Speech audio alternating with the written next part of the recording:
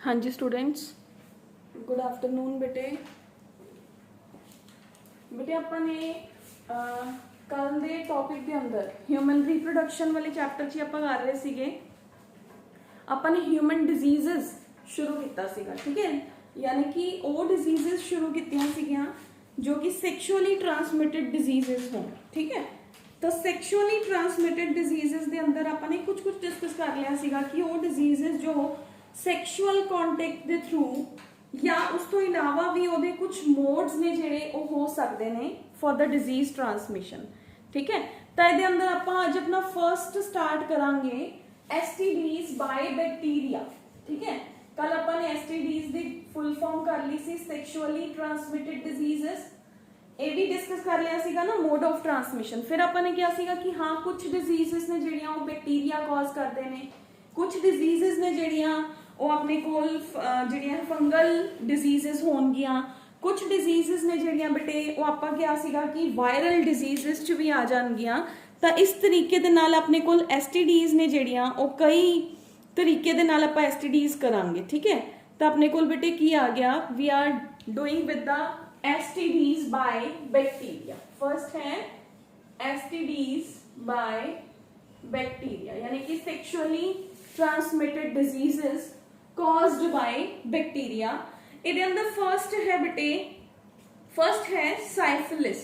वैसे ਆਪਾਂ ਨੂੰ ਕੀ ਹੈ ਬੇਟੇ, ਆਪਾਂ ਨੇ ਮੇਨਲੀ ਕੀ ਯਾਦ ਕਰਨਾ ਹੈ। वैसे ਇਹਦੇ अंदर जिन्ना समझाने वाला है उन्ना तो मैं समझाऊंगी, बाकी ਇਹਦੇ अंदर क्रैमिंग पोर्शन ज्यादा है, ठीक है। क्योंकि डिजीजेस ਦੇ ਅੰਦਰ ਬੇਟੇ ਆਪਾਂ ਨੂੰ ਯਾਦ ਕਰਨਾ ਪੈਣਾ ਹੈ ਕਿ ਇੱਕ ਤਾਂ ਇਹਦਾ ਪੋਜ਼ਿਟਿਵ ਏਜੰਟ ਕੀ ਹੁੰਦਾ ਹੈ। ਪੋਜ਼ਿਟਿਵ ਏਜੰਟ मतलब ਕਿਹੜਾ ਏਜੰਟ ਹੈ, ਕਿਹੜਾ ਬੈਕਟੀਰੀਆ ਹੈ ਜੋ ਸਾइफिलिस ਕਾਜ਼ ਕਰਦਾ ਹੈ, ठीक है। फिर उस तो बाद बेटे अपने को सेकंड ਹੁੰਦਾ ਹੈ ਇਹਦਾ ਮੋਡ ਆਫ ਟ੍ਰਾਂਸਮਿਸ਼ਨ, MOT ਕਹਿ ਦਿੰਦੇ ਆ, ਮੋਡ ਆਫ ਟ੍ਰਾਂਸਮਿਸ਼ਨ। ਇਹ ਕਿਵੇਂ ਫੈਲਦੀ ਹੈ, ਇਹਦਾ ਡਾਇਗਨੋਸਿਸ ਦਾ ਟੈਸਟ ਕਿਹੜਾ ਹੁੰਦਾ ਹੈ, what is the test for the diagnosis. And next अपने ਕੋਲ ਹੈ ਬੇਟੇ ਇਹਦਾ ਟ੍ਰੀਟਮੈਂਟ ਕੀ ਹੈ। ਤਾਂ ਆਪਾਂ ਤੁਸੀਂ ਕੀ ਕਰਨਾ ਹੈ, ਬੈਕਟੀਰੀਅਲ ਡਿਜ਼ੀਜ਼ਸ ਆਪਾਂ ਜਿੰਨੀਆਂ ਵੀ ਕਰਾਂਗੇ ਇੱਕ ਕਾਲਮ ਬਣਾ ਲਿਓ ਆਪਣੀ ਨੋਟਬੁੱਕ ਦੇ ਅੰਦਰ। कॉलम इन द सेंस एक पूरा फ्लो चार्ट बना लियो, फ्लो टाइप टेबुलर फॉर्म च कर लियो। साइफिलिस लिखिया लाइक टेबुलर फॉर्म दे अंदर की है, अपन इत्थे बनाया डिजीजेस, ठीक है। फिर उस तो बाद इत्थे लिखिया positive agent, mode of transmission, ठीक है। फिर ਇਹਦਾ ਆਪਾਂ ਨੇ डायग्नोसिस, फिर उस तो बाद ਆਪਾਂ ट्रीटमेंट। समझ गए होंगे। इस तरीके ਦੇ ਨਾਲ 5-6 ਕਾਲਮਸ ਬਣਨਗੇ। हर डिजीज ਦੇ ਅੰਦਰ ਇਹੀ 5-6 ਕਾਲਮਸ ਨੇ ਜਿਹੜੇ ਇਹ ਆ ਜਾਣਗੇ, ਠੀਕ ਹੈ। ਹੁਣ ਬੇਟੇ ਤੁਸੀਂ ਕੀ ਕਰਨਾ ਹੈ, ਹੁਣ ਕੀ ਕਰਨਾ ਹੈ, ਇਸ ਤੋਂ ਬਾਅਦ ਆਪਾਂ ਜਿਵੇਂ ਜਿਵੇਂ ਡਿਜ਼ੀਜ਼ਸ ਡਿਸਕਸ ਕਰੀ ਜਾਵਾਂਗੇ ਤੁਸੀਂ ਉਵੇਂ ਉਵੇਂ ਹੀ ਇਹਨਾਂ ਦਾ ਟੇਬਲ ਦੇ ਅੰਦਰ ਫਿਲ ਕਰੀ ਜਾਣਾ, ਠੀਕ ਹੈ। ਜਿਵੇਂ ਆਪਾਂ ਸਾइफिलिस ਡਿਸਕਸ ਕੀਤਾ ਤਾਂ ਤੁਸੀਂ साइफिलिस ਦੇ ਸਾਹਮਣੇ ਆਪਾਂ ਇੱਥੇ diseases caused by bacteria first ਬਣਾ ਲਾਂਗੇ, ਇੱਥੇ डिजीजेस caused by बैक्टीरिया ਜਾਂ बैक्टीरियल डिजीजेस, ठीक है। ਇਹਦੇ ਅੰਦਰ A ਪਾ ਲਓ साइफिलिस। ਤੁਹਾਨੂੰ ਇਹ ਵੀ ਕਲੀਅਰ ਹੋ ਗਿਆ ਕਿ ਜਿਹੜੀਆਂ बैक्टीरियल डिजीजेस ਨੇ ਆਪਾਂ ਫਰਸਟ ਉਹ ਕਰ ਰਹੇ ਹਾਂ, फिर साइफिलिस सेकंड ਤੇ गोनोरिया या ਜਿਵੇਂ ਜਿਵੇਂ डिजीजेस ਆਈ ਜਾਂਦੀਆਂ, ठीक है। फिर ਆਪਾਂ सेकंड ਪਾਵਾਂਗੇ diseases caused by the virus, ठीक है। वायरस ਨੂੰ ਹਾਈਲਾਈਟ ਕਰ ਲਓ। A ਦੇ ਅੰਦਰ ਆਪਾਂ ਲਿਖ ਲਾਂਗੇ ਜਿਵੇਂ HIV ਜਾਂ AIDS ਹੋ ਗਿਆ। सेकंड ਦੇ ਅੰਦਰ ਆਪਾਂ ਜੋ ਵੀ ਹੈਪੇਟਾਈਟਸ ਆਊਗਾ ਆਪਾਂ ਉਹ ਲਿਖ ਲਾਂਗੇ। टेबुलर फॉर्म च बनाओगे ना बेटे तो ਤੁਹਾਡੇ ਕੋਲ ਤੁਹਾਨੂੰ ਲਰਨ ਕਰਨਾ ਵਿਲ ਬੀ ਈਜ਼ੀ। एग्जाम ਦੇ ਅੰਦਰ ਕੀ ਪੁੱਛਿਆ ਜਾਂਦਾ ਹੈ, ਜ਼ਿਆਦਾਤਰ maximum to maximum positive agents ਹੀ ਪੁੱਛੇ ਜਾਂਦੇ ਹੈ ਕਿ ਜਿਹੜੀ ਸਾइफिलिस ਹੈ ਉਹਦਾ ਪੋਜ਼ਿਟਿਵ ਏਜੰਟ ਕੌਣ ਹੈ। ਜਿਵੇਂ ਫॉर एग्जांपल ਆਪਣੇ ਕੋਲ MCQs ਦਾ ਪੇਪਰ ਹੈ, ਆਪਣੇ ਪੇਪਰ ਦੇ ਅੰਦਰ ਆਉਂਦੇ ਨਾ ਮਲਟੀਪਲ ਚੁਆਇਸ ਥਿਊਰੀ ਦੇ ਪੇਪਰ 'ਚ ਵੀ, ਜਾਂ ਕਿਸੇ ਨੇ ਨੀਟ ਦਾ ਪੇਪਰ ਦੇਣਾ ਉਹਦੇ ਲਈ ਵੀ ਇੰਪੋਰਟੈਂਟ ਹੈ।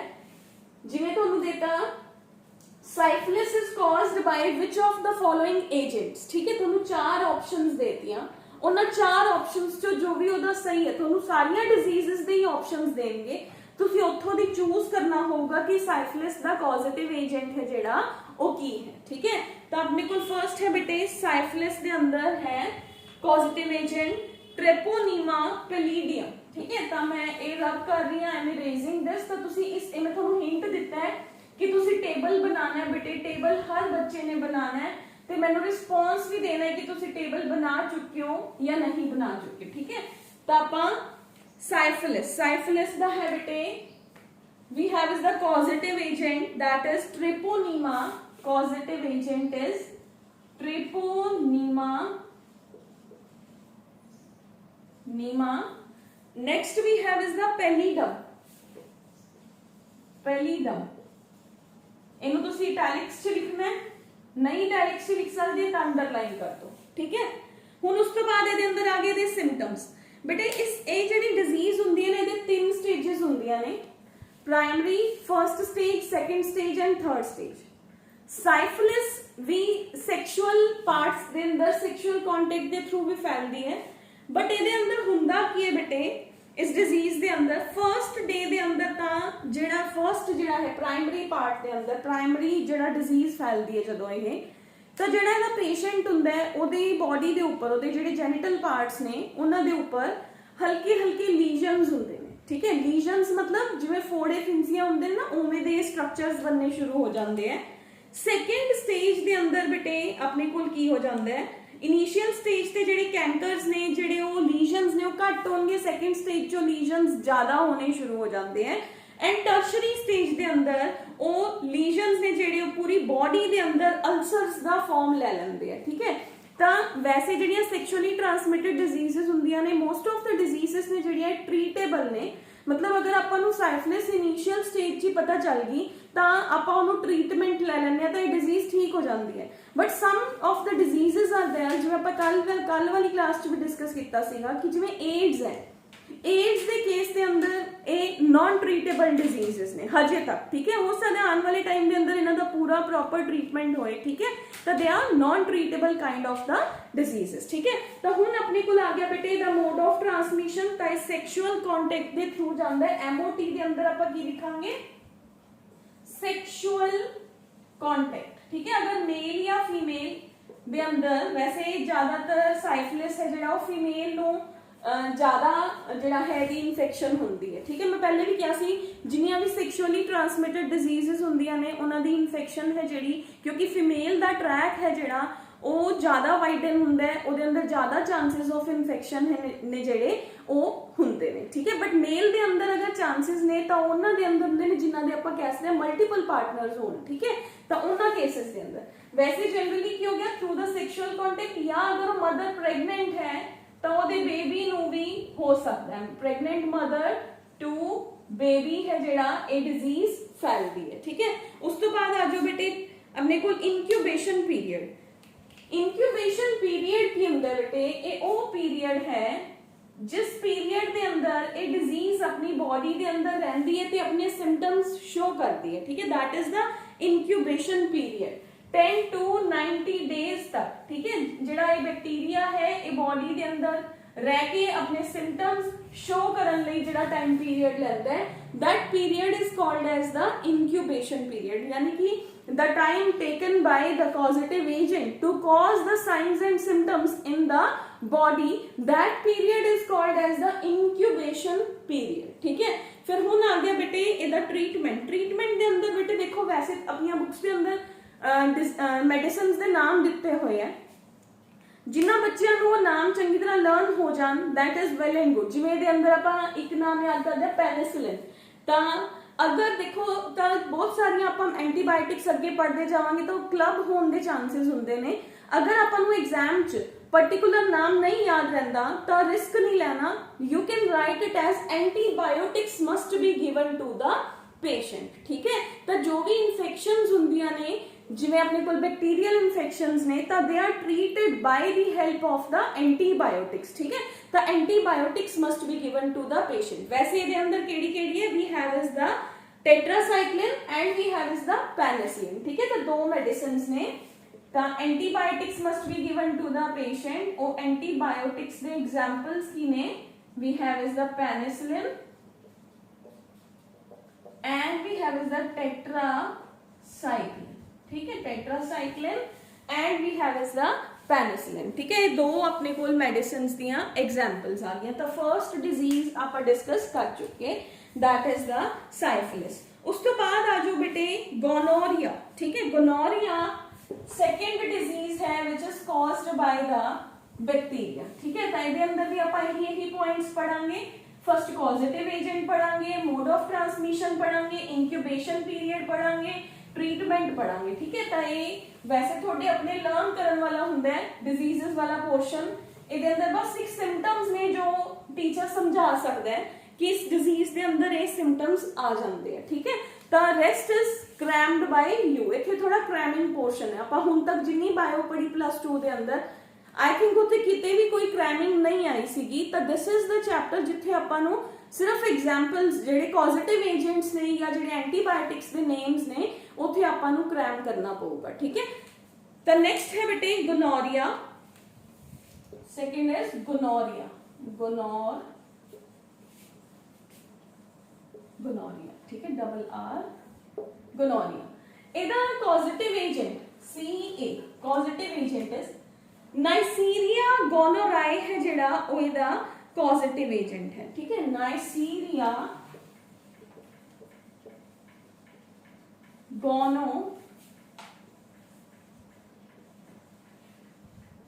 गोनोराई। ठीक है, नाइसीरिया गोनोराई। ठीक है, एदा पॉजिटिव एजेंट है गोनोराई। हुन अपने को आ गया बेटे next we have is the symptoms.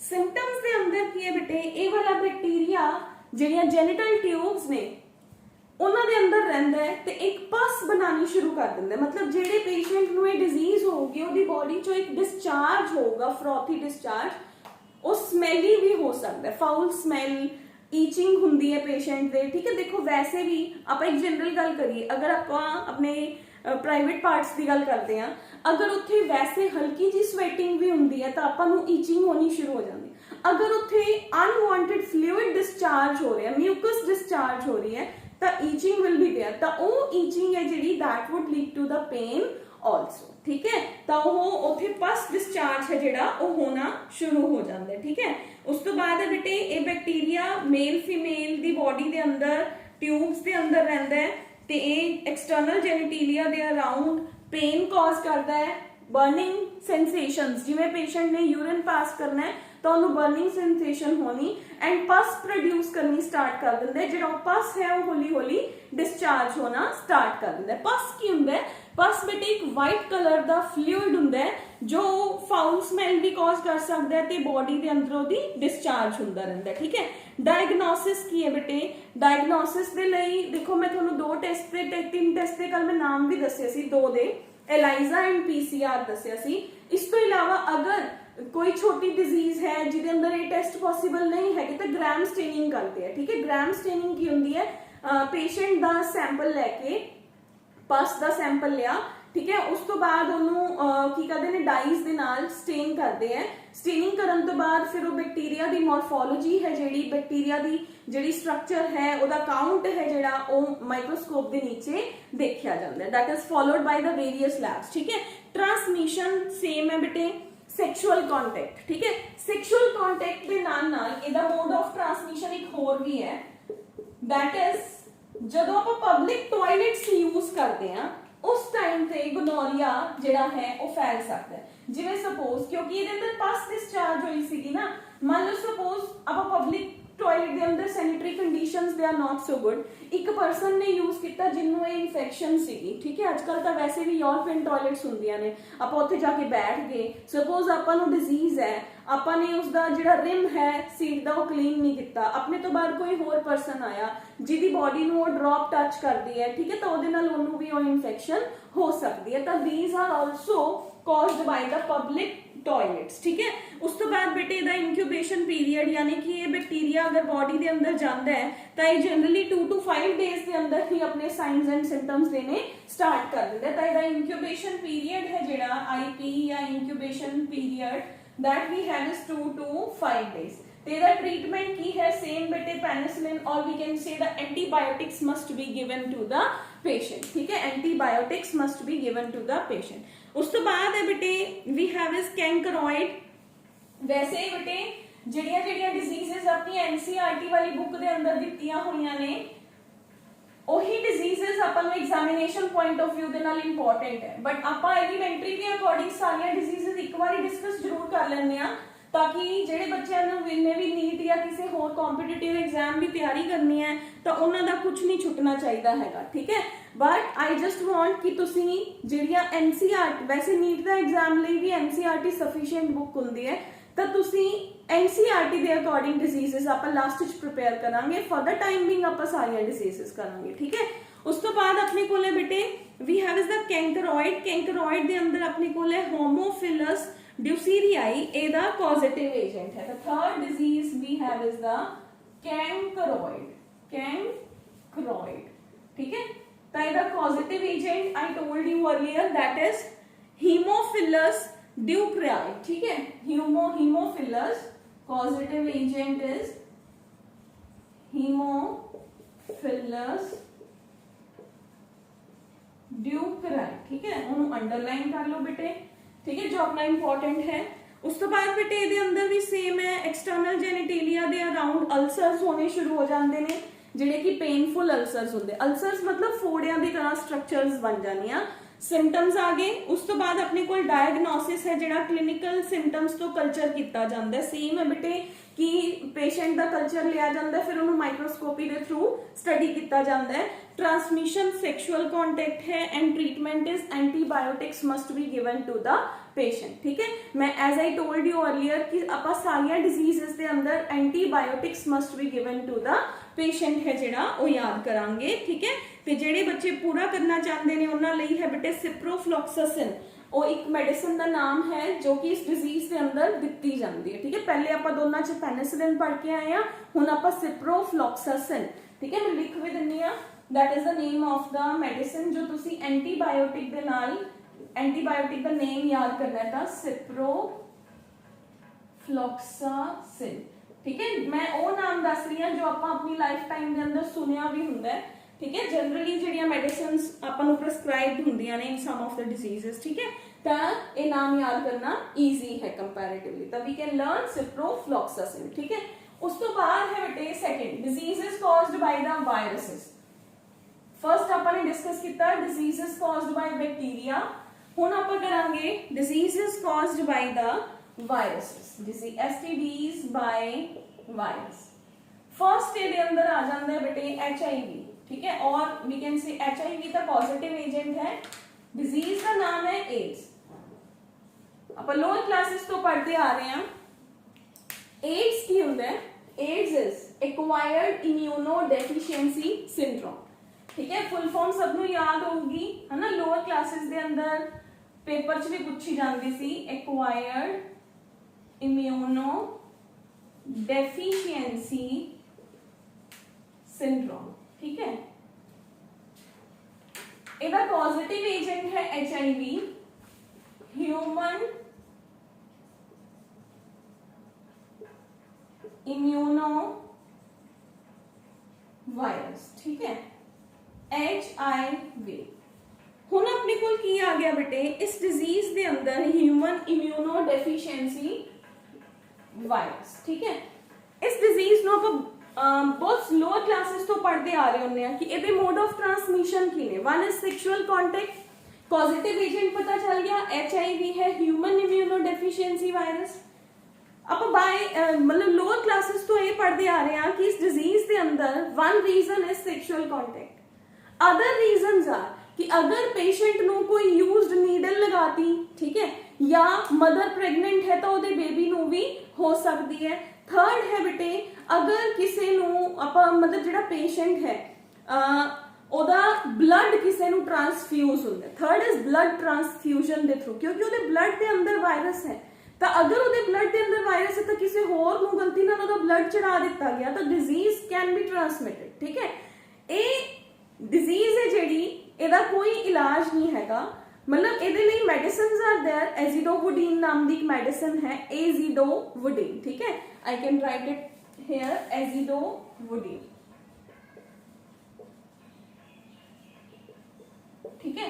ਇਹ ਮੈਡੀਸਿਨ ਪੇਸ਼ੈਂਟ ਨੂੰ ਦਿੱਤੀ ਜਾਂਦੀ ਹੈ, ਬਟ ਇਹਦੇ ਨਾਲ ਜਿਹੜਾ ਵਾਇਰਸ ਹੈ मतलब वो पेशेंट ਦਾ ਥੋੜਾ ਜਿਹਾ ਲਾਈਫ ਟਾਈਮ ਇੰਕਰੀਜ਼ ਕਰ ਦਿੰਦਾ ਹੈ, अदरवाइज डेथ ਦੇ चांसेस आर देयर, ठीक है, क्योंकि हजे तक इस डिजीज का कोई इलाज नहीं है। बाकी डिपेंड करता है डिजीज की फ्रीक्वेंसी की। ਹੁਣ एड्स ਦੇ ਕੇਸਿਸ ਦੇ ਅੰਦਰ ਪ੍ਰੋਬਲਮ ਕੀ ਆਉਂਦੀ ਹੈ ਬੇਟੇ, ਕਿਉਂਕਿ ਇਸ ਵਾਇਰਸ ਦਾ ਜਿਹੜਾ ਟਾਈਮ ਹੁੰਦਾ ਹੈ, ਇਨਕਿਊਬੇਸ਼ਨ ਪੀਰੀਅਡ ਦਾ ਜਿਹੜਾ ਟਾਈਮ ਹੈ ਨਾ, ਉਹ 6 ਮੰਥ ਟੂ 10 ਈਅਰ ਹੈ। 6 ਮੰਥ ਟੂ 10 ਈਅਰ ਦੇ ਅੰਦਰ ਪੇਸ਼ੈਂਟਸ ਨੂੰ ਕਈ ਵਾਰੀ ਸਿੰਪਟਮਸ ਹੀ ਨਹੀਂ ਆਉਂਦੇ ਕਿ ਉਹਨਾਂ ਨੂੰ ਏਡਸ ਹੈ, ਠੀਕ ਹੈ। ਉਹਨਾਂ ਨੂੰ ਹਲਕੇ ਫੁਲਕੇ ਸਿੰਪਟਮਸ ਆਉਂਦੇ ਨੇ ਕਿ ਫੀਵਰ ਹੈ ਜੀ, ਤਾਂ ਜਿਵੇਂ ਆਪਾਂ ਨੂੰ ਸਪੋਜ਼ ਫੀਵਰ ਹੋਇਆ, ਆਪਾਂ ਫੀਵਰ 'ਚ ਡਾਕਟਰ ਨੂੰ ਇਹ ਤਾਂ ਨਹੀਂ ਜਾ ਕੇ ਕਹਿਣ ਲੱਗ ਜਾਂਦੇ ਨਾ ਕਿ ਮੇਰਾ ਏਡਸ ਟੈਸਟ ਕਰ ਦਿਓ ਜੀ, ਠੀਕ ਹੈ।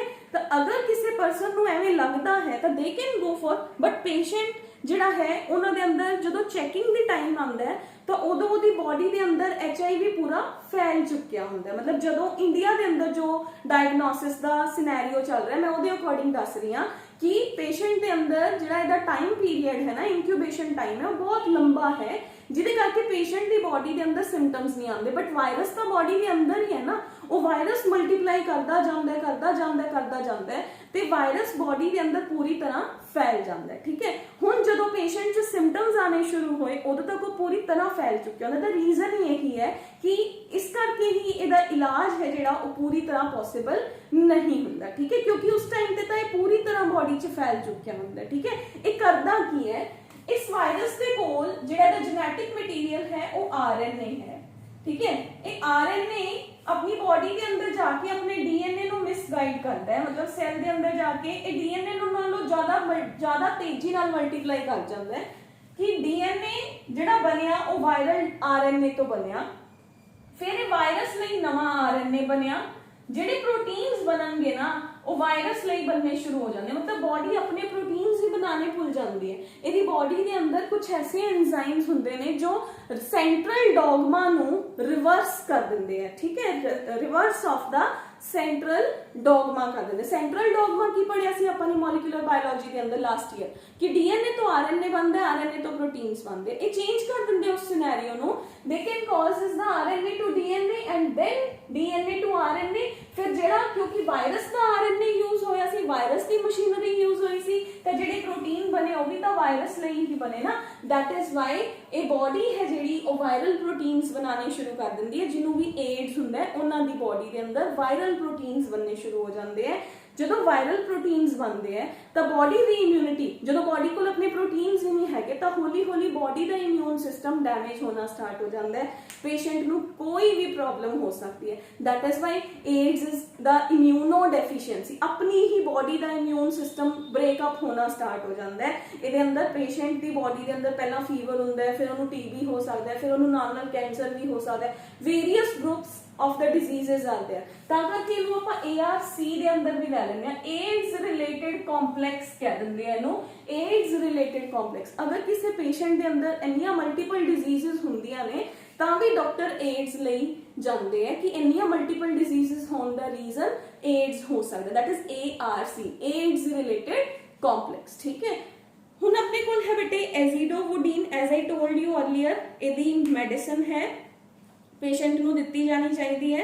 ਇਸ ਤੋਂ ਇਲਾਵਾ ਇਹ ਡਿਜ਼ੀਜ਼ ਹੈ ਜਿਹੜੀ ਇਹ ਬਲੱਡ ਐਂਡ ਸੀਮਨ ਦੇ ਥਰੂ ਫੈਲਦੀ ਹੈ। ਇਹਦੇ ਲਈ ਟੈਸਟ ਨੇ ਜਿਹੜੇ ELISA, PCR ਐਂਡ ਵੈਸਟਰਨ ਬਲੌਟਿੰਗ, ਠੀਕ ਹੈ। ਆਪਾਂ ਟੈਸਟਸ ਨੂੰ ਡਿਟੇਲ 'ਚ ਹਜੇ ਨਹੀਂ ਪੜ੍ਹਨਾ, ਆਪਾਂ ਸਿਰਫ ਨਾਮ ਹੀ ਯਾਦ ਕਰਨੇ ਹੈ ਕਿ ਇਸ ਡਿਜ਼ੀਜ਼ ਦੇ ਕੇਸ 'ਚ ਇਹ ਟੈਸਟ ਕੀਤੇ ਜਾਣੇ ਚਾਹੀਦੇ ਨੇ। ਆਪਾਂ ਡਿਜ਼ੀਜ਼ਸ ਦੁਬਾਰਾ ਵੀ ਪੜਾਂਗੇ, ਚੈਪਟਰ ਹੋਰ ਹੈ ਆਪਣੇ ਕੋਲ human health and human diseases, that will be in your unit 3, ठीक है। ਆਪਾਂ यूनिट 3 ਦੇ ਅੰਦਰ ਫਿਰ ਪੜਾਂਗੇ ਡਿਜ਼ੀਜ਼ਸ, ਤਾਂ ਉੱਥੇ ਆਪਾਂ ਨੂੰ ਹੋਰ ਵੀ ਐਵੇਂ ਦੀ ਹੋਰ ਵੀ ਜ਼ਿਆਦਾ ਡਿਟੇਲਸ ਨੇ। ਤਾਂ ਇੱਥੇ ਆਪਣੇ ਕੋਲ ਕੀ ਹੈ, ਐਂਡ PCR ਦੀ ਡਿਟੇਲ ਹੈ ਜਿਹੜੀ ਉਹ ਆਪਣੇ ਕੋਲ यूनिट 4 ਚ ਹੈ। ਤਾਂ ਬਾਇਓਲੋਜੀ ਦੇ ਅੰਦਰ as I told you earlier, biology is the club, ਠੀਕ ਹੈ। ਕਲੱਬ ਵੈਸੇ ਸਾਰੇ ਸਬਜੈਕਟ ਹੀ ਕਲੱਬ ਹੁੰਦੇ ਨੇ, ਬਟ ਆਪਾਂ ਨੂੰ ਲਾਸਟ ਚ ਆਪਾਂ ਉਹਨੂੰ ਚੰਗੀ ਤਰ੍ਹਾਂ ਕਿ ਹੁਣ ਆਪਾਂ ਨੂੰ ਲਾਸਟ ਚ ਪਤਾ ਚੱਲੂਗਾ यूनिट 4 ਪੜਨ ਚ ਕਿ PCR ਕਿਵੇਂ ਕਿਵੇਂ ਵਰਕ ਕਰਦਾ ਹੈ, ਠੀਕ ਹੈ। ਹੁਣ ਜਿਵੇਂ ਕੋਵਿਡ ਲਈ ਵੀ ਦੇਖੋ RT-PCR, that is reverse transcriptase PCR ਕਿਹਾ ਜਾਂਦਾ ਉਹਨੂੰ, ਪੋਲੀਮਰੇਜ਼ ਚੇਨ ਰਿਐਕਸ਼ਨ। ਤਾਂ RT-PCR ਉਹਦੇ ਲਈ ਵੀ ਸੇਮ ਟੈਸਟ ਹੀ, ਸੇਮ ਟਾਈਪ ਆਫ ਦਾ ਟੈਸਟ ਹੈ ਜਿਹੜਾ ਉਹ ਕੀਤਾ ਜਾਂਦਾ। ਤਾਂ ਵੀ ਕੈਨ ਸੇ ਇਹਦੀ ਡਾਇਗਨੋਸਿਸ ਕਿਵੇਂ ਹੁੰਦੀ ਹੈ, PCR ਦੀ ਹੈਲਪ ਨਾਲ। That is a name of the test we can say, ठीक है। इस जगह ਤੇ ਹੁਣ ਆਪਣੇ ਕੋਲ ਨੈਕਸਟ ਹੈ ਬੇਟੇ ਹੈਪੇਟਾਈਟਸ। ਹੈਪੇਟਾਈਟਸ ਜਿਹੜਾ ਹੈ ਬੇਟੇ ਉਹ लिवर ਦੇ ਅੰਦਰ ਸਵੈਲਿੰਗ ਆਉਂਦੀ ਹੈ, ਪੇਸ਼ੈਂਟ ਨੂੰ ਪਹਿਲੇ ਜੌਂਡਿਸ ਤੋਂ ਸ਼ੁਰੂਆਤ ਹੁੰਦੀ ਹੈ, ਉਹਦਾ ਵੀ ਵਾਇਰਸ ਹੀ ਹੁੰਦਾ ਹੈ, ਠੀਕ ਹੈ। ਵਾਇਰਲ ਡਿਜ਼ੀਜ਼ ਹੈ ਹੈਪੇਟਾਈਟਸ, ਉਹਦੇ ਵਾਇਰਸ ਦਾ ਨਾਮ ਹੀ ਹੈਪੇਟਾਈਟਸ ਵਾਇਰਸ ਹੈ, ਠੀਕ ਹੈ। ਤਾਂ ਹੈਪੇਟਾਈਟਸ ਵਾਇਰਸ ਹੈ ਜਿਹੜਾ ਇਹ ਬੋਡੀ ਦੇ ਅੰਦਰ ਜਾਂਦਾ ਹੈ, ਇਹ ਲਿਵਰ ਦੇ ਅੰਦਰ ਪਹਿਲੇ ਸਵੈਲਿੰਗ ਕਾਜ਼ ਕਰਦਾ ਹੈ, ਪੇਸ਼ੈਂਟ ਨੂੰ ਜੌਂਡਿਸ ਹੋ ਜਾਂਦਾ ਹੈ। ਤੇ ਜਨਰਲੀ ਜਿਹੜਾ ਹੈ ਇਹ ਵੀ ਕਿਵੇਂ ਹੁੰਦਾ ਹੈ, ਹੈਪੇਟਾਈਟਸ ਕਿਵੇਂ ਫੈਲਦਾ ਹੈ? One reason is sexual contact.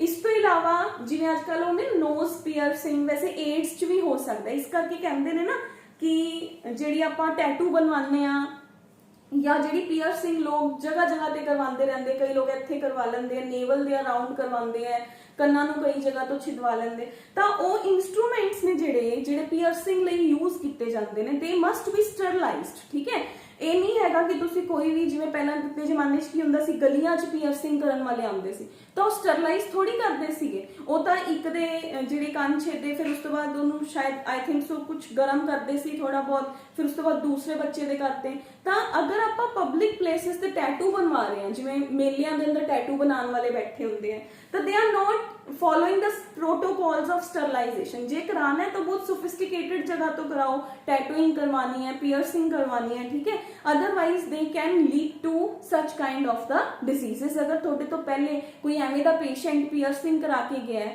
ठीक है, जिन्हों कोई इन्फेक्शन सीगी, ਤਾਂ that infection could be there inside your body। ठीक है, ਜਿਵੇਂ ਹੁਣ ਆਪਾਂ ਕੋਵਿਡ ਦੇ ਕੇਸ 'ਚ ਸਾਰੇ ਡਰੇ ਫਿਰਦੇ ਨੇ ਹਨਾ, ਕਿ ਆਪਾਂ ਅਗਰ ਕਿਸੇ ਸਰਫੇਸ ਦੇ ਉੱਪਰ ਵੀ ਹੈਂਡ ਰੱਖਦੇ ਆ, ਫਿਰ ਆਪਾਂ ਹੈਂਡਸ ਨੂੰ ਰਬ ਕਰਦੇ ਆ, ਆਪਾਂ ਉਹਨਾਂ ਨੂੰ ਸੈਨੀਟਾਈਜ਼ ਕਰਦੇ ਆ, ਤਾਂ ਇਨ ਸੇਮ ਵੇ ਜਿਹੜੀਆਂ ਵਾਇਰਲ ਡਿਜ਼ੀਜ਼ਸ ਨੇ, ਨਾਟ ਓਨਲੀ ਕੋਵਿਡ, ਹਰ ਵਾਇਰਲ ਡਿਜ਼ੀਜ਼ ਦੇ ਅੰਦਰ ਬਸ ਦੇਖੋ ਇਹ ਹੈ ਕਿ ਉਹ ਸਰਫੇਸਿਸ ਦੇ ਥਰੂ ਵੀ ਹੋ ਜਾਂਦਾ ਹੈ, ਬਾਕੀ ਡਿਜ਼ੀਜ਼ਸ ਦੇ ਅੰਦਰ ਉਹ ਸਰਫੇਸ ਕੰਟੈਕਟ 'ਚ ਪੂਰੀ ਤਰ੍ਹਾਂ, ਮਤਲਬ ਜਿਵੇਂ ਆਪਾਂ ਪੀਅਰਸ ਕੀਤਾ ਸਿਰਿੰਜ ਦੇ ਨਾਲ ਜਾਂ ਨੀਡਲ ਦੇ ਨਾਲ, ਤਾਂ ਉਹ ਸਿਰਿੰਜ ਜਾਂ ਨੀਡਲ ਦੇ ਥਰੂ ਹੁੰਦਾ ਹੈ। ਠੀਕ ਹੈ, ਤਾਂ ਦੈਟ ਇਜ਼ ਦਾ ਡਿਫਰੈਂਸ। ਠੀਕ ਹੈ, ਤਾਂ ਹੁਣ ਆਪਣੇ ਕੋਲ ਆ ਗਿਆ ਹੈਪੇਟਾਈਟਸ। ਹੈਪੇਟਾਈਟਸ ਦਾ ਜਿਹੜਾ ਪੋਜ਼ਿਟਿਵ ਏਜੰਟ ਹੈ ਬੇਟੇ, that is HBV, hepatitis B virus. ਠੀਕ ਹੈ, positive agent is disease is hepatitis. ਪਹਿਲੇ ਆਪਾਂ ਡਿਜ਼ੀਜ਼ ਲਿਖਦੇ ਹਾਂ, hepatitis. Positive agent is HBV, hepatitis B virus. ठीक है, HBV हो गया। ਹੁਣ ਉਸ ਤੋਂ ਬਾਅਦ ਮੋਡ ਆਫ ਟ੍ਰਾਂਸਮਿਸ਼ਨ, ਜਿਵੇਂ ਰੇਜ਼ਰਸ ਦੀ ਸ਼ੇਅਰਿੰਗ ਹੋਣਾ, ਪੀਅਰਸਿੰਗ ਹੋਣਾ, ਟੈਟੂਇੰਗ ਦੇ ਅੰਦਰ ਜਿਹੜੀਆਂ ਨੀਡਲਸ ਯੂਜ਼ ਹੁੰਦੀਆਂ ਨੇ, ਐਂਡ ਸੈਕਸ਼ੂਅਲ ਕੰਟੈਕਟ। ਠੀਕ ਹੈ, as I told you earlier. ਹੁਣ ਆਪਣੇ ਕੋਲ ਕੀ ਹੋ ਗਿਆ, ਇਨਕਿਊਬੇਸ਼ਨ ਪੀਰੀਅਡ ਹੈ ਜਿਹੜਾ ਉਹ 330 to 80 ਡੇਜ਼ ਹੁੰਦਾ ਹੈ। It is also incurable type of ਦਾ ਡਿਜ਼ੀਜ਼। ਡਾਇਗਨੋਸਿਸ ਲਈ ਇਹਦੇ ਵਿੱਚ ਵੀ ELISA ਟੈਸਟ ਕੀਤਾ ਜਾਂਦਾ। ਇਨਕਿਊਰੇਬਲ ਹੈਪੇਟਾਈਟਸ ਦੇ ਅੰਦਰ ਵੀ ਅਗਰ ਕੋਈ ਪੇਸ਼ੈਂਟ ਜ਼ਿਆਦਾ ਸੀਵੀਅਰ ਕੰਡੀਸ਼ਨ 'ਚ ਪਹੁੰਚ ਜਾਂਦਾ ਹੈ ਤਾਂ ਉਹਦੀ ਡੈਥ ਹੋ ਜਾਂਦੀ ਹੈ। ਠੀਕ ਹੈ, ਤਾਂ that is the incurable kind of ਦਾ ਡਿਜ਼ੀਜ਼। ਠੀਕ ਹੈ, ਤਾਂ ਵੀ ਹੈਵ 3H। ਠੀਕ ਹੈ, ਜਿਹੜੇ ਅਨਟ੍ਰੀਟੇਬਲ ਡਿਜ਼ੀਜ਼ਸ 'ਚ ਆ ਜਾਂਦੇ ਆ। One is HIV, second H stands for hepatitis, ਕਿਉਂਕਿ ਇਹਦੇ ਵਾਇਰਸ ਦਾ ਨਾਮ ਵੀ ਹੈਪੇਟਾਈਟਸ B ਵਾਇਰਸ ਹੈ। Third H is herpes. ठीक है, हर्पीस ਜਿਹੜਾ ਹੈ ਇਹਨੂੰ ਆਪਾਂ ਕਾਮਨ ਟਰਮਸ ਦੇ ਅੰਦਰ ਜਨੇਊ ਕਹਿ ਦਿੰਦੇ ਆ, ਤਾਂ ਆਪਾਂ ਇਹਨੂੰ H³ ਜਾਂ H3 ਕਹਿ ਸਕਦੇ ਹਾਂ। ਇਹ ਤਿੰਨ ਡਿਜ਼ੀਜ਼ਸ ਨੇ, ਦੇ all are ਕਾਜ਼ਡ by the viruses. ਠੀਕ ਹੈ, ਜਦੋਂ ਬੋਡੀ ਦੇ ਅੰਦਰ ਇਹਨਾਂ ਦਾ ਪੇਸ ਇਨਕਰੀਜ਼ ਹੋ ਜਾਂਦਾ ਹੈ ਤਾਂ ਦੇ causes the death of the patient. ਜਿਹੜੀਆਂ ਡਿਜ਼ੀਜ਼ਸ ਦੀਆਂ ਮੈਡੀਸਿਨਸ ਨੇ ਉਹ ਕੀ ਕਰਦੀਆਂ ਨੇ, ਉਹ ਇਸ ਡਿਜ਼ੀਜ਼ ਨੂੰ ਬਸ ਖਤਮ ਤਾਂ ਨਹੀਂ ਕਰ ਸਕਦੀਆਂ, ਦੇ just slow down the pace of the viral multiplication। ठीक है, जब तक फिर ਤੁਸੀਂ ਮੈਡੀਸਨ ਲੈਂਦੇ ਰਹਿੰਦੇ ਹੋ ਤਾਂ ਉਦੋਂ ਤੱਕ ਉਹ ਅੰਦਰ ਜਿਹੜਾ ਹੈ ਵਾਇਰਲ ਮਲਟੀਪਲੀਕੇਸ਼ਨ ਦੇ ਰੇਟ ਨੂੰ ਸਲੋ ਕਰਦੀ ਰਹਿੰਦੀ ਹੈ। ਠੀਕ ਹੈ, ਅਦਰਵਾਈਜ਼ ਵਾਇਰਲ ਮਲਟੀਪਲੀਕੇਸ਼ਨ ਜਿਹੜੀ ਹੈ ਉਹ ਵਾਇਰਸ ਬੋਡੀ ਦੇ ਅੰਦਰ ਹੀ ਪ੍ਰੈਜ਼ੈਂਟ ਹੈ। ਠੀਕ ਹੈ, ਮਤਲਬ ਇਹਦੇ ਅੰਦਰ ਤਾਂ ਇਹ ਸਾਵਧਾਨੀ ਹਟੀ ਦੁਰਘਟਨਾ ਘਟੀ ਵਾਲਾ ਹਿਸਾਬ ਹੁੰਦਾ ਹੈ ਕਿ ਅਗਰ ਥੋੜਾ ਜਿਹਾ ਵੀ ਆਪਣੀ ਮੈਡੀਸਨ ਦੇ ਅੰਦਰ ਜਾਂ ਆਪਣੀ ਬੋਡੀ ਦੇ ਅੰਦਰ ਇਹਦਾ ਕੋਈ ਹੋਰ ਮਤਲਬ ਜਿਹੜਾ ਹੈ ਰੇਟ ਇਨਕਰੀਜ਼ ਹੁੰਦਾ ਹੈ ਤਾਂ ਨਾਲ ਦੀ ਨਾਲ ਕੰਸਲਟ ਵਿਦ ਦਾ ਡਾਕਟਰ। ਠੀਕ ਹੈ, that can lead to the or these diseases leads to the death of the patient। ठीक है, ਤਾਂ ਆਪਣੇ ਕੋਲ ਨੈਕਸਟ ਹੈ ਬੇਟੇ ਇਹਦੇ ਅੰਦਰ ਨੈਕਸਟ ਡਿਜ਼ੀਜ਼ ਜੋ ਆਪਾਂ ਨੇ ਡਿਸਕਸ ਕਰਨੀ ਹੈ ਹੈਪੇਟਾਈਟਸ ਤੋਂ ਬਾਅਦ ਹਰਪੀਸ ਜ਼ੋਸਟਰ। ਹਰਪੀਸ ਕਹਿ ਲਓ, we have as genital herpes, not herpes zoster, genital herpes। Herpes ਹੁੰਦਾ ਕੀ ਹੈ ਬੇਟੇ, ਜਨੇਊ ਕਹਿੰਦੇ ਆ ਇਹਨੂੰ। ਇਹਦੇ ਅੰਦਰ ਜਿਹੜਾ ਵਾਇਰਸ ਹੈ ਨਾ, ਉਹਦੇ ਨਾ ਬਲਿਸਟਰਸ ਟਾਈਪ ਆਫ, ਜਿਵੇਂ ਪਸ ਵਾਲੇ ਫੋੜੇ ਹੋ ਜਾਂਦੇ ਨੇ ਨਾ ਬੋਡੀ ਦੇ ਉੱਪਰ, ਉਹਨਾਂ ਦੀ ਸ਼ੇਪ ਜਿਹੜੇ ਉਹ ਬ੍ਰਾਹਮਣ ਲੋਕ ਜਨੇਊ ਪਾਉਂਦੇ ਆ, ਦੈਟ ਇਜ਼ ਤੁਸੀਂ ਸ਼ਾਇਦ ਕਦੇ ਕਿਸੇ ਪੰਡਿਤ ਦੇ ਬੋਡੀ ਦੇ ਉੱਪਰ ਇੱਕ ਥ੍ਰੈਡ ਜਾਂ ਟਾਈ ਅਪ ਕੀਤਾ ਦੇਖਿਆ ਹੋਣਾ, ਜਾਂ ਮੂਵੀਜ਼ ਦੇ ਅੰਦਰ ਦੇਖਿਆ ਹੋਏ कि कोई पंडित है ਉਹਦੇ ਬੋਡੀ ਦੇ ਉੱਪਰ ਐਵੇਂ ਵਾਈਟ ਜਾਂ ਕੋਈ ਕਲਰਫੁਲ ਥ੍ਰੈਡ ਹੈ ਜਿਹੜਾ ਉਹ ਅੱਗੋਂ ਪਿੱਛੋਂ ਆ ਰਿਹਾ ਹੁੰਦਾ ਹੈ, ਉਹ ਇੱਥੋਂ ਤੱਕ ਜਾਂਦਾ ਹੈ। ਤਾਂ ਵਾਇਰਸ ਦੇ ਅੰਦਰ ਜਿਹੜੇ ਬਲਿਸਟਰਸ ਹੁੰਦੇ ਨੇ ਉਹ ਇਸੇ ਸ਼ੇਪ 'ਚ ਜਾਂਦੇ ਆ ਬੋਡੀ ਦੇ ਉੱਪਰ, ਉਹ ਜਿੱਥੇ ਵੀ ਹੁੰਦਾ ਨਾ ਫੇਸ ਤੇ ਹੋਇਆ ਜਾਂ ਬੋਡੀ ਦੇ ਉੱਪਰ ਜਿੱਥੇ ਵੀ ਹੋਇਆ ਉਹਦੀ ਸ਼ੇਪ ਆਹੀ ਰਹਿੰਦੀ ਹੈ, ਠੀਕ ਹੈ, ਸ਼ੇਪ ਆਹੀ ਰਹਿੰਦੀ ਹੈ। ਉਹ ਕਿਸੇ ਵੀ ਪਾਰਟ ਤੇ ਜ਼ਰੂਰੀ ਨਹੀਂ ਹੈਗਾ ਕਿ ਸਾਰਾ ਅੱਗੋਂ ਪਿੱਛੋਂ ਤੱਕ ਹੋਏ, ਉਹ ਇੱਕ ਪਾर्ट ਤੇ ਤਾਂ ਇਸੇ ਫਾर्म ਚ ਹੀ ਹੁੰਦਾ, ਜਿੱਥੇ ਵੀ ਹੈ, हैंड ਤੇ ਹੈ, बॉडी ਤੇ है, बैक ਤੇ है, जिथे भी। अगर जेनिटल पार्ट ਤੇ है ਤਾਂ ਵੀ ਉਹਦੀ ਸ਼ੇਪ ਉਹੀ ਰਹਿੰਦੀ ਹੈ। ਇਹਦਾ ਮੇਨ ਰਿਕੋਗਨੀਸ਼ਨ ਦਾ ਸਾਈਨ ਜਿਹੜਾ ਹੈ ਉਹ ਇੱਥੋਂ ਹੀ ਪਤਾ ਚੱਲਦਾ ਹੈ, ਠੀਕ ਹੈ। ਤਾਂ ਆਪਾਂ ਜਿਹੜਾ ਜੈਨੀਟਲ ਹਰਪੀਸ ਹੈ ਜਿਹੜਾ ਇਹਦਾ ਵਾਇਰਸ ਕੀ ਹੈ, we have as herpes or we have as genital herpes। ਤਾਂ ਇਹਦਾ ਵਾਇਰਸ ਜਾਂ ਇਹਦਾ ਪੋਜ਼ਿਟਿਵ ਏਜੰਟ ਹੈ herpes simplex virus, ठीक है। herpes simplex virus is the causative agent, ठीक है। ਇਹਦੇ ਅੰਦਰ symptoms ਨੇ as I told you earlier, ਤਾਂ ਇਹਦੇ ਅੰਦਰ external genitalia ਦੇ ਉੱਪਰ lesions ਹੋਣੇ ਸ਼ੁਰੂ ਹੋ ਜਾਂਦੇ ਹੈ ਜੋ ਕਿ anal region ਤੇ ਵੀ ਹੋ ਸਕਦੇ ਹੈ, ठीक है। we can say on the genitalia ਦੇ ਉੱਪਰ ਵੀ ਹੋ ਸਕਦੇ ਹੈ, ठीक है। ਪੈਰੀ ਐਨਲ ਰੀਜਨ ਦਾ ਮਤਲਬ ਹੁੰਦਾ ਉਸ ਜਗ੍ਹਾ ਤੱਕ ਚਲੇ ਜਾਂਦੇ, ਐਨਸ ਤੱਕ ਚਲੇ ਜਾਂਦੇ ਹੈ। ਪੇਸ਼ੈਂਟ ਦੀ ਬੋਡੀ ਦੇ ਅੰਦਰ ਜਿਹੜਾ ਵੀ can say headache, fever, itching, urethral discharges, ਇਹ ਪ੍ਰੋਬਲਮਸ ਹੁੰਦੀਆਂ ਨੇ। ਇਹਦੇ ਲਈ ਵੀ PCR ਹੈ ਜਿਹੜਾ ਉਹ ਕੀਤਾ ਜਾਂਦਾ ਹੈ, ठीक है। तो it is also incurable kind of the disease, as I told you earlier। 3H याद करने हैं, 3H they are incurable, तीनों ही viral diseases ने, all the 3H's are viral diseases, ठीक है। next बेटे genital herpes तो बाद जी next disease है that is genital warts, ठीक है। genital warts भी पानी वाले फोड़े टाइप स्ट्रक्चर्स ही होंदियां ने। ਇਹਦਾ ਪੋਜ਼ਿਟਿਵ ਏਜੰਟ ਹੈ ਬੇਟੇ human papilloma virus, HPV, human papilloma